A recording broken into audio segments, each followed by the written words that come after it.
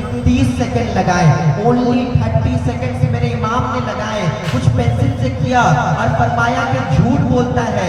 وہ new York کا ماہر ترین شخص، نیو یارک کے اخباروں میں یہ خبر چل رہی ہے، اور ایسا نہیں ہے کہ نیو یارک کے اخبار خود بھی چھاپ دیتے ہیں۔ اعلیٰ حضرت نے فرمایا کہ جھوٹ بولتا ہے۔ وہ دن آیا، چلا گیا، اور تاریخ میں دیکھا کہ کچھ نہیں ہوا۔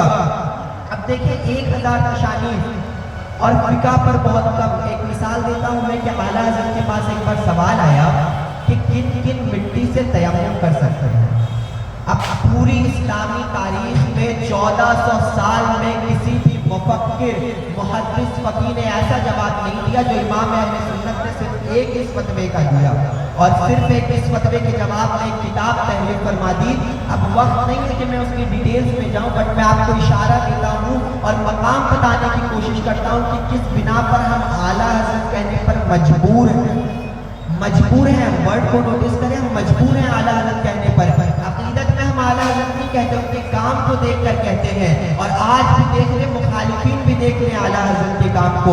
اب دیکھیں یہ جو سوال ہے ٹائپس آف سوئلز، مٹی کے اقسام، یہ پوری جیولوجی کی کوشچن ہے، اور جیولوجی خود بخود میں ایک پوری سائنس ہے۔ اعلیٰ حضرت نے جیولوجی کا علم بھی حاصل نہیں کیا کسی سے، لیکن اس کتاب میں اعلیٰ حضرت نے 181 ایسی مٹی گنوائی کہ جس سے تیمم ہو سکتا ہے، اور 89 ایسی مٹی گنوائی کہ جس سے تیمم نہیں ہو سکتا ہے۔ اب آپ بتائیں ہاؤ از اٹ پاسبل، یہ کیسے ممکن ہے کہ ایک شخص نے جیولوجی پڑھا ہی نہیں اور 300 اقسام کے مٹیوں کو آئیڈینٹیفائی کیا، ریکٹیفائی کیا، کلاسیفائی کیا، یہ کیسے پاسبل ہے؟ اور اس ایک فتوے سے انسپائر ہو کر کے مجید اللہ قادری صاحب، جو کہ کراچی پاکستان کے جیولوجی کے ڈین رہ چکے ہیں، یونیورسٹی کے ماہر ترین جیولوجسٹ ہے، انہوں نے صرف ایک اس فتوے سے انسپائر ہو کر کے ایک پورا ادارہ قائم کر دیا، ادارہ تحقیقات امام احمد رضا۔ اب آپ بتائیں یہاں پر عقیدہ کہاں آ رہا ہے، یہاں بریلویت کہاں آ رہی ہے؟ یہ تو خالصتاً علمیت ہے، یہ تو نالج ہے اعلیٰ حضرت کا۔ اسی لیے ہم کہتے ہیں کہ وادی رضا کی کوہ ہمالا رضا کا ہے، وادی رضا کی کوہ ہمالا رضا کا ہے، جس سمت دیکھیے وہ علاقہ رضا کا ہے۔ اب اعلیٰ حضرت کے لکھے ہوئے اشعار، وہ جو اعلیٰ حضرت کا مشہور زمانہ شعر ہے، چمک تجھ سے پاتے ہیں سب پانے والے، میرا دل بھی چمکا دے چمکانے والے۔ اعلیٰ حضرت نے فرمایا چمک، روشنی نہیں کہی اعلیٰ حضرت نے، اعلیٰ حضرت نے فرمایا چمک۔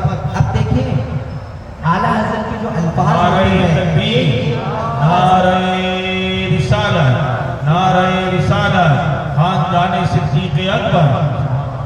ایک الفاظ اعلیٰ حضرت کے شعر کے چنے ہوئے ہوتے ہیں، کوئی کسی حدیث کا ترجمہ، کوئی کسی آیت کا ترجمہ، پوری ہدایت کی بخشش ٹو دی پوائنٹ چلے، شریعت سے کہیں بھی انحراف نہیں کیا۔ اعلیٰ حضرت نے جو شعر لکھا ہے کہ چمک تجھ سے پاتے ہیں سب پانے والے۔ اب دیکھیں یہاں سب میں کون کون آ جاتے ہیں؟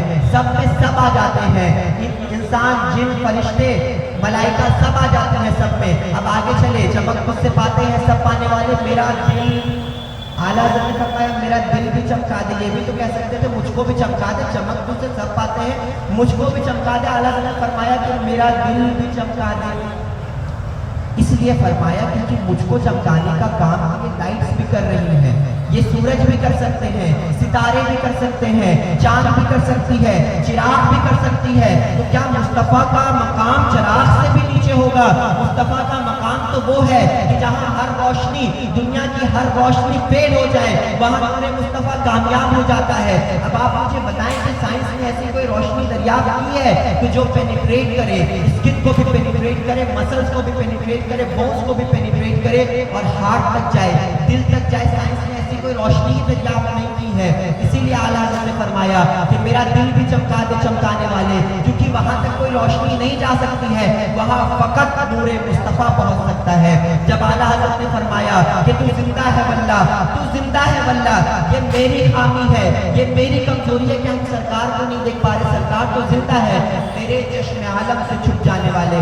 میں نے کہا نا اعلیٰ حضرت کو کہنے سے نہیں ہو جاتا ہے، اعلیٰ حضرت کو کہنے سے نہیں ہو جاتا ہے۔ اعلیٰ حضرت کی جو ڈائمینشنز ہے، سائنٹیفک، فقہ، تفسیر، حدیث، قرآن۔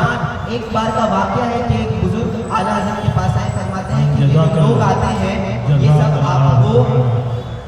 یہ سب لوگ آپ کو حافظ سمجھتے ہیں۔ اعلیٰ حضرت نے فرمایا اچھا، رمضان کا مہینہ تھا، 27 دن میں پوری قرآن حفظ کر دی، اب بتائیں کہ اتنی میں تو ہم نہیں آ سکتے ہیں نا، تو ہمیں کہنا پڑے گا اعلیٰ حضرت، یہ کوئی من گھڑت بات نہیں ہے، یہ مقام کا ادراک اور منصب کا اعتراف ہے۔ اسی لیے آج بھی اہل علم، اہل قلم، اہل علم و فن پکار اٹھتے ہیں کہ مینار قصر رضا تو بلند کافی ہے، تم اس کے ایک ہی زینے پہ چڑھ کے دکھلا دو، اور فتاوی رضویہ تو ایک بڑی کرامت ہے، ذرا ہدایت بخشش پڑھ کے دکھلا دو۔